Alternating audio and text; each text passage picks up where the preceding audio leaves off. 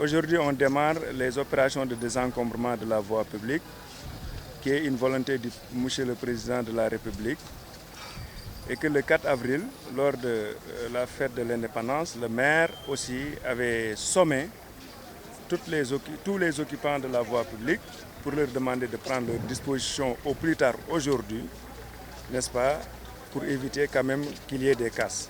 Alors, cette échéance, ce délai arrivant aujourd'hui à échéance, donc sous son instruction et sa présence, nous allons procéder, démarrer ces opérations de déguerpissement qui vont durer une vingtaine de jours. Alors, il consiste d'abord à enlever toutes les épaves de véhicules, tous les véhicules en panne garés sur la voie publique. L'enjeu fondamental, ce n'est pas l'opération en tant que telle, mais c'est plutôt le suivi des résultats que nous aurons aujourd'hui. Parce que je pense que les populations nous attendent beaucoup sur ça, pour éviter que cette opération ne soit une opération de plus. Mais aussi, sur instruction du maire, il nous a demandé de prendre toutes les dispositions pour communiquer avec la population.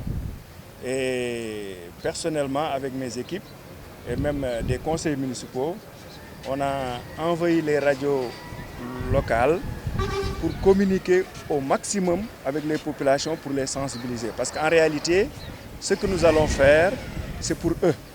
Parce que ça pose, à chaque fois, on a des complaintes pour des problèmes de sécurité à cause de ces épaves et de ces véhicules, en disant qu'il y a des bandits qui se cachent à l'intérieur, où il y a des serpents, etc. etc. Donc, c'est une œuvre de salubrité et de sécurité publique. Cette opération, on le fait, mais ça va être quelque chose de pérenne. C'est-à-dire que si on finit, il mettra les moyens pour que le suivi sera fait. Ça, c'est un.